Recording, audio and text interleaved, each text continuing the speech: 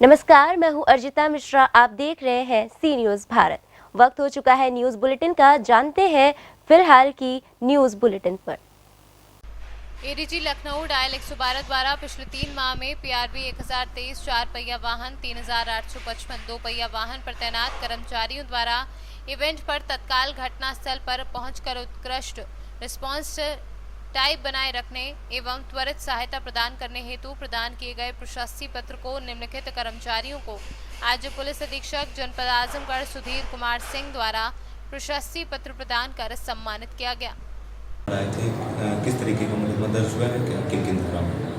देखिए, चंद्रशेखर जो आज़ाद पार्टी के हैं वो तरवा वाले मामले में यहाँ पर जनपद में आना चाहते थे, क्योंकि धारा 144 लगी है और उनके साथ बहुत सारे लोग वहाँ पे हैं। कोरोना का भी कार्यकाल चल रहा है, तो उन्हें बॉर्डर पे रोका गया और बॉर्डर पे रोक के उनके साथ 20-25 गाड़ियाँ थी और काफ़ी लोग थे। उनके द्वारा सड़क पर उतरकर सोशल डिस्टेंसिंग का पालन नहीं किया गया।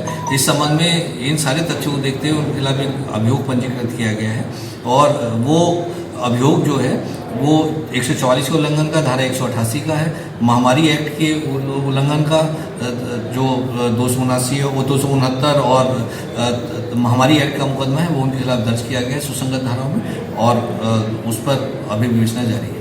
सर, समाजवादी पार्टी के द्वारा उनका एक डेलीगेशन जा रहा था तरवा के लिए, हालांकि 2 दिन का लॉकडाउन है और धारा 144 भी लगी, तो ऐसे में उनका इस सड़क पर उतर कर प्रदर्शन करना ये कितना जायज़ था? क्या देखिए, ये आपकी बात बिल्कुल ठीक है, लॉकडाउन भी चल रहा है और उनके द्वारा वहाँ तरवा थाना क्षेत्र में जहाँ पर ये एक प्रधान जी की हत्या हुई थी वहाँ जाने का प्रोग्राम था, उन्हें रोका गया। रोककर उनका हम वीडियो फुटेज अभी देखेंगे। यदि उनके द्वारा इस धारा 144 और महामारी एक्ट का उल्लंघन किया गया होगा तो निश्चित रूप से उनके खिलाफ भी वैधानिक कार्रवाई होगी। सर, आजमगढ़ पुलिस ने अवैध शराब पर काफ़ी बड़े पैमाने पे गिरोह को पकड़ा है, क्या प्रकरण है सर? कल हमने एक अभियान चलाया था। डीजीपी महोदय के निर्देशानुसार एक अभियान चलाया जा रहा है। जो लोग शराब बनाते हैं और अवैध शराब का व्यापार करते हैं उनके खिलाफ एक अभियान चलाया जा रहा है। उस अभियान के तहत कल सभी थानों द्वारा कार्रवाई की गई और इसमें 34 मुकदमे पूरे जनपद में दर्ज किए गए। 34 लोग इसमें उन मुकदमों में गिरफ्तार हुए। लगभग 600 लीटर जो अवैध शराब है और रेक्टिफाइड स्पिरिट है वो बरामद हुई है, जो कि अवैध होती है और जिससे जान भी जा सकती है, वो बरामद हुई है। लोगों को कार्रवाई कर जेल भेजा जा रहा है। सर, पूर्व में बहुत सारी जानें जा चुकी हैं। कुछ साल पहले भी कई लोग के मरने की भी, अवैध शराब से मरने की भी बातें सामने आई थी, तो इस तरीके से अब आप अवैध शराब को लेकर किस तरीके से देखते हैं? देखिए, मैंने 5 साल में जो अभियुक्त इसमें जेल में गए हैं और जिनके द्वारा इस तरह के केसेज में जो अवैध शराब बनाने के केसेज हैं या अवैध शराब का व्यापार करने के केसेज हैं, उनकी मैंने एक लिस्ट पिछले 5 साल की बनवाई है और उसमें जितने भी अभियुक्त उस समय से अब तक हैं उन सबका सत्यापन मेरे द्वारा संबंधित थाने से कराया जाएगा और जो लोग इस अभी एक्टिव हैं उनके खिलाफ कड़ी वैधानिक कार्रवाई की जाएगी। आजमगढ़ से सी न्यूज़ संवाददाता सीबी भास्कर की रिपोर्ट। सहसवान के ग्राम पंचायत कोलुआरी में सरकारी राशन की दुकान का हुआ प्रस्ताव। एडीओ पंचायत सहसवान की अध्यक्षता में जाहरवीर समूह के संतोष कुमारी के पक्ष में हुआ प्रस्ताव। समर्थकों ने तालियां बजाकर प्रस्ताव का किया स्वागत। बताएं सी न्यूज़ संवाददाता धर्मवीर शाह की रिपोर्ट। ताजा मामला शहर कोतवाली का है, जहां महावीर घाट हनुमान मंदिर स्थित विश्व हिंदू परिषद के सदस्यों ने जिला अध्यक्ष के नेतृत्व में पशुओं से लगी 3 गाड़ियों को शनिवार की सुबह पकड़ा, जहां पशु तस्करों ने जिलाध्यक्ष को मारपीट कर घायल कर दिया और 2 गाड़ी लेकर भागने में सफल हो गए। सूचना पर देर से पहुंची पुलिस ने एक गाड़ी पर लदे 11 मवेशियों को पकड़कर कोतवाली लाई। विश्व हिंदू परिषद के सदस्य भी कोतवाली पहुंचे। घटना की पुष्टि करते हुए विश्व हिंदू परिषद के जिलाध्यक्ष मंगलदेव चौबे की माने तो पिछले 4 दिनों से इस जगह पर गौ तस्करी की सूचना मिल रही थी, जिसे लेकर बीती रात 12 बजे के बाद इस मामले की छानबीन करने अपने कार्यकर्ताओं के साथ मौके पर पहुंचे और रंगे हाथ पकड़ लिया। आरोप है कि इस काम को करने में बलिया पुलिस के कुछ लोग भी शामिल हैं और ये तस्करी 112 नंबर की आड़ में की जा रही थी। कहा, यदि गौ तस्करी का खेल नहीं रुका तो विश्व हिंदू परिषद के कार्यकर्ता मौन नहीं साधेंगे। ना ना बोल दिया गया सबको बोल दिया गया। सब लोग आ रहे हैं, बोल दीजिए। गायों का फोटो ले। क्या नाम है आपका? मैं राम किंकर सिंह विश्व हिंदू परिषद का जिला उपाध्यक्ष हूँ। क्या मामला हुआ था जो आप कोतवाली में आए थे? कोतवाली हम लोग, हमारे अध्यक्ष जी श्री मंगलदेव चौबे जी विश्व हिंदू परिषद के जो जिला अध्यक्ष हैं जी, उन्होंने लाइव किया और सूचना मिली तो हम तत्काल 10 मिनट के अंदर वहाँ पहुँचे। वहाँ गाड़ियाँ लगी हुई थी और सब लोग इधर उधर भाग रहे थे। मैं भी पकड़ने का प्रयास किया। क्या वहाँ पे क्या मामला हुआ था? जैसे गायें थी, गाय गाड़ियों पर लदी हुई थी, सब जा रही थी, रोका टोकी हो रही थी, उसमें से भाग रहे थे। सब लोग पकड़ने का प्रयास कर रहे थे, सारे विश्व हिंदू परिषद के कार्यकर्ता। चोटें कैसे लगी आपको? चोट लगी, उनको पकड़ने में वो लोग हमारे ऊपर अटैक कर दिए और अटैक में हमको चोट लगी। हथियार बंद भी थे क्या वो लोग? उसमें लोग हथियार लिए थे, कुछ लोग हथियार लिए थे, हथियार लेकर के वो लोग निकल गए। उन लोगों को पकड़ने का प्रयास किया गया, उसी किसी हाथ में लिए थे, उससे मारे, मेरे सर पर चोट लगा, मेरा ब्लड निकलने लगा। फिर भी हम लोग प्रयास जारी रखे और उनको पकड़ करके दबोचा गया, दबोच करके फिर गिरफ्त में लिया गया। फिर बाद में हमारे जिला अध्यक्ष जी ने सूचित किया और थोड़ी देर के बाद प्रशासन करीब 1.5 घंटे बाद आया। सब लोग हम लोग घेर घार के गैया वैया को इनको सबको एकत्रित किया गया। ये कहानी हुई। उसके बाद सारे लोग प्रशासन गया है तो उसके बाद गैया लेकर के हम लोग कोतवाली आए हुए हैं। ठीक। मंगलदेव चौबे, जिलाध्यक्ष विश्व हिंदू परिषद बलिया। आप अपने संगठन के लोगों के साथ कोतवाली पहुंचे हैं, क्या पूरा मामला है? ऐसा है कि लगातार 3-4 दिनों से फ़ोन के माध्यम से अपने जो कार्यकर्ता हैं उनके द्वारा यह खबर मिल रही थी कि सुबह गायत्री मंदिर वाले रास्ते से होकर और गौ तस्करी की प्रक्रिया अपने चरम पर है। 4 दिनों से यह बात खबर में आ रही थी। सुबह में हम लोगों ने कार्यकर्ताओं से पता लगवाया। जब कल हम लोग पुख्ता हो गए कि गौ तस्करी हो ही रही है, तो आज सुबह अपने विश्व हिंदू परिषद बजरंग दल के कार्यकर्ताओं के साथ सुबह में 3 बजे से हम लोग गायत्री मंदिर के यहाँ से निकले। वहाँ 100 नंबर की गाड़ी खड़ी थी, उन लोगों ने जाने से रोका हम लोगों को अंदर, लेकिन हम लोग किसी तरीके से गंगा स्नान का बहाना करके उन लोगों से निकले। आगे जब हम लोग बढ़े तो जब हम लोग को सरेह में उधर दिखा कि 3-4 गाड़ियाँ कुछ काम कर रही हैं, जैसे ही हम लोग की गाड़ियाँ उधर मिली उन सारे लोगों ने लाइट बंद कर दिया। हम लोग को ऐसा लगा कि कुछ वहाँ गलत काम हो रहा है। तब तक कुछ दूरी पर पीछे ही एक गाड़ी बैक करके भागती हुई नजर आई। सभी कार्यकर्ताओं ने दौड़ाकर उनको पकड़ा। पकड़ने में एक मुसलमान व्यक्ति मिला जिसने कहा कि मैं गंगा स्नान के लिए जा रहा हूँ, किंतु कार्यकर्ताओं द्वारा जब जबरन उससे पूछा गया तो उसने बताया कि मेरा नाम फैयाज है और हरपुर मिड्ढी के काजीपुरा के एकराम के कहने पर मैं ये सब गायों को लेके जा रहा हूँ। और तुरंत जब तक हम लोग वहाँ खड़े थे, प्रशासन तो थाना कोतवाली और सभी सीओ सिटी सबसे मेरी बात हुई। बात होने के बाद प्रशासन 1 घंटे बाद पहुँची और जब तक प्रशासन पहुँची तब तक हम लोगों ने गाड़ी को रोक के रखा था और 2 गाड़ियाँ वहाँ से 100 से ऊपर की स्पीड में वहाँ से एक साथ होकर भाग निकली। फिर टोटल कितनी गाड़ियाँ थी वहाँ पे? टोटल 3 गाड़ियाँ थी। सभी गाड़ियों पे क्या था? 2 गाड़ियाँ भाग गई, सभी गाड़ियों पे गाय था। 2 गाड़ियाँ भाग गई, लेकिन एक गाड़ी पे 3 गाय 1 बछड़ा और आगे की 2 गाड़ियों ने अपने 7 गायों को जिधर रखा था वहाँ अपने कार्यकर्ता गए और उधर से उन सभी को लेकर टोटल अभी कोतवाली में हम लोग 11 गायों के साथ मौजूद हैं।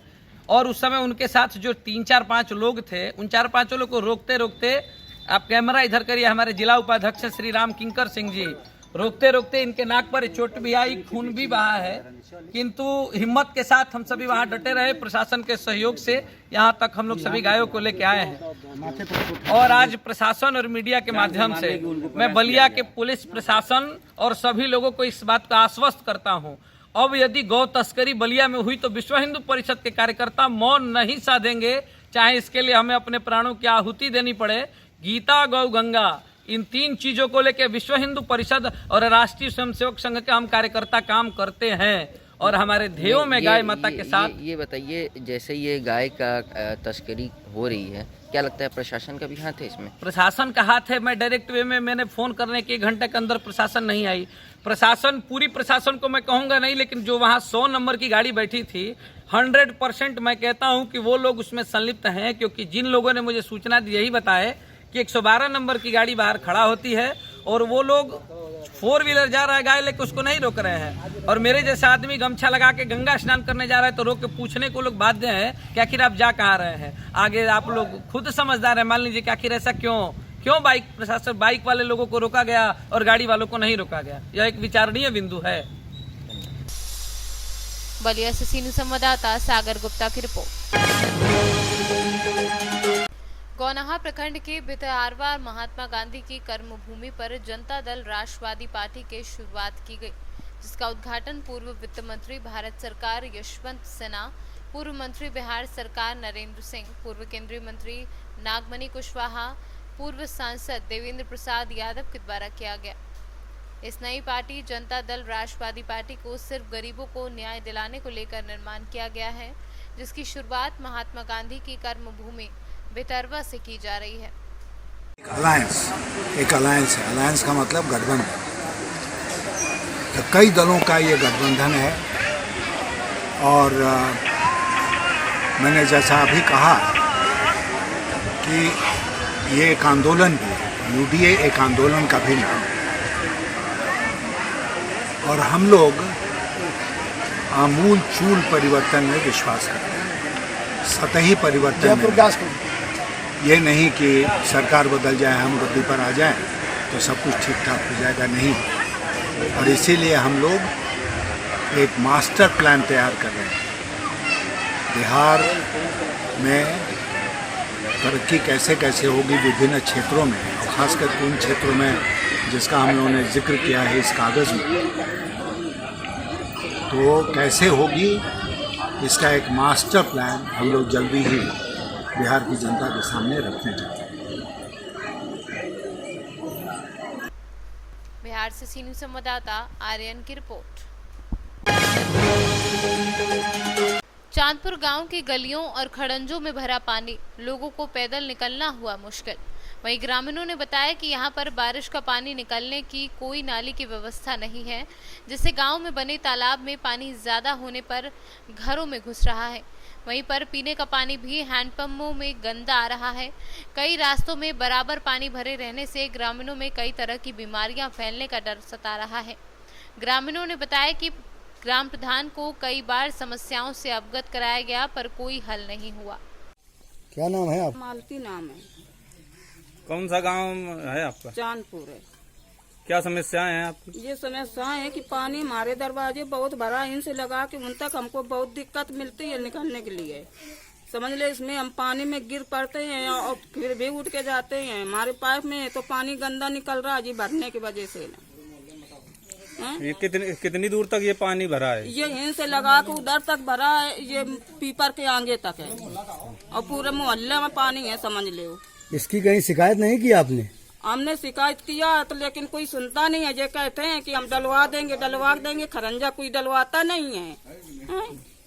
पीने के पानी नल गंदे पानी दे रहे हैं? हम गंदे दे रहे हैं पानी, नल का दूसरे नल से पानी ला रहे हैं। 2-4 बार तो हम लोग गिर पड़े हैं, फिर उठ के हम गए। ठीक। ग्राम आपने कहा नहीं है, कहा सभी लोग कहा है लेकिन सुनते नहीं है। क्या कहते हैं प्रधान? अब कहते हैं बनवा देंगे। चल, क्या नाम है आपका? कमल किशोर नाम है मेरा। क्या समस्या है आपकी? समस्या ये है कि जो बरसात आती है वैसे ही मेरे पूरे मोहल्ले और गांव में पानी भर जाता है और गंदगी इतनी फैल जाती है कि लोग बीमार होने लगते हैं। ठीक, अब इसकी शिकायत मैंने कई जगह की है, हर जगह की लगभग, लेकिन मेरी कोई सुनवाई नहीं हो रही है। और प्रधान जी से भी कहते हैं तो वो कहते हैं कि हमको रास्ता बताइए, हम पानी निकालें। अब हम प्रधान जी को रास्ता कहाँ से बताएं जो पानी निकालेंगे? वो आप बताइए। वोट लेने के टाइम तो सभी आ जाते हैं, लेकिन कहते हैं कि हम आप वोट दीजिए, हम अगर माई प्रधानी बन जाएगी या सांसद विधायक बन जाएंगे तो हम आपका काम कराएंगे, नाला पहले बनवाएंगे और खंजा ऊंचा कराएंगे, आरसीसी कराएंगे। लेकिन कराता कोई नहीं, वोट लेके चले जाते हैं और काम कोई नहीं कराता है।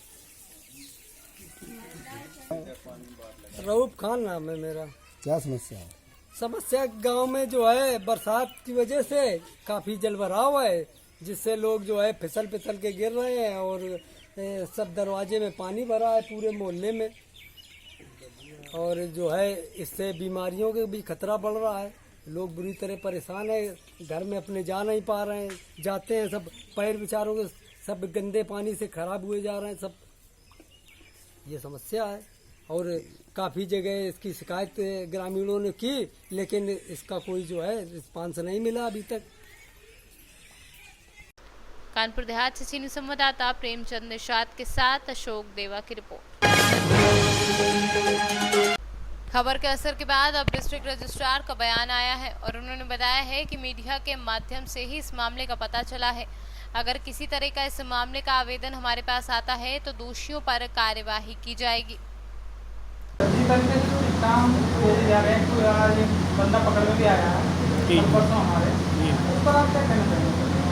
अभी आपने के द्वारा हमें जानकारी दी गई है और एक बाइक भी आई थी, लेकिन उससे स्पष्ट नहीं होता है। अभी आपने जो स्टाम्प बताया है उसमें जो है फोटोकॉपी के साथ छेड़छाड़ करके उसको ओरिजिनल से उसका डुप्लीकेट बना करके विक्रय किया गया है, ये संज्ञान में आया है। लेकिन जिस सेवा प्रदाता के द्वारा ये विक्रय किया जाना बताया जाता है उसके पास सेवा प्रदाता का कोई लाइसेंस नहीं है। उसके पास स्टाम्प वेंडर का मैनुअल स्टाम्प बेचने का लाइसेंस है और अगर उसने ये ऑनलाइन बेचा है तो अगर शिकायत करता मुझे आवेदन देता है तो हम उसका लाइसेंस ख़त्म करके उस पर पुलिस कार्रवाई के लिए लिखा जाएगा। श्योपुर से सीनू संवाददाता चेतन सिसोदिया की रिपोर्ट।